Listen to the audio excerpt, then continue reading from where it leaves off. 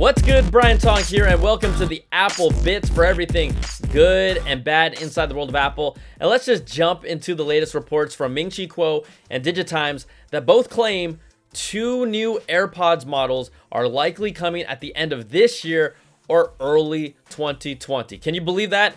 That's right. Kuo reports we could see 2 new AirPods as early as the fourth quarter of 2019.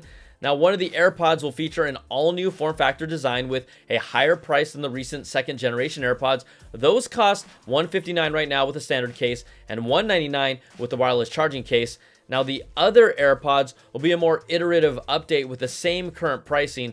Both new AirPods are expected to receive a new systems and package design, which is basically a number of circuits enclosed in a single chip package. It's more efficient to produce, it can help improve assembly rates, save space internally, and really help to reduce costs.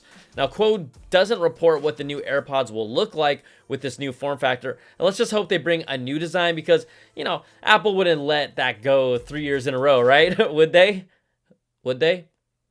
Now, it was just last month that Apple released what I called AirPods 1.5 to a solid response, but not as much if you already had them. And don't worry, really, the hype and the momentum around Apple AirPods, it isn't going away anytime soon, even when the physical design stayed the same with no major distinguishable difference between Gen 1 and Gen 2, other than this matte silver hinge on the AirPods 2 case compared to the shinier chrome look from the original.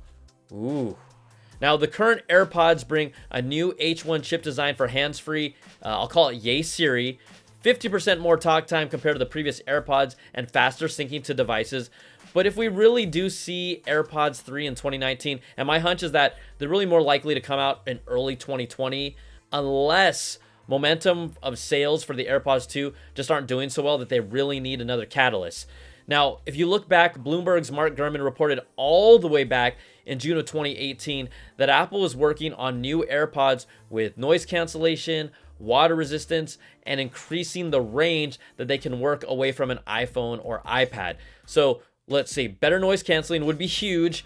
Even if you just add a few different ear tips to seal off the sound better. I mean, I think about it though, but when has Apple actually ever done that?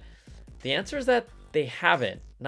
Not that I can remember. The water resistance would be mainly to protect from rain and sweat from running, but these are not going to be headphones made for swimmers. The report also talked about Apple playing with the idea of potentially bringing biometric sensors to future AirPods like a heart rate monitor.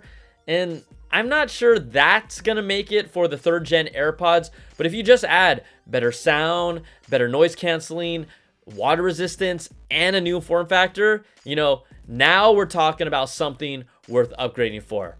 So we'll see how it all plays out. AirPods by the end of this year, AirPods 3, that just sounds crazy. Okay, now just a reminder, because Apple won't tell you.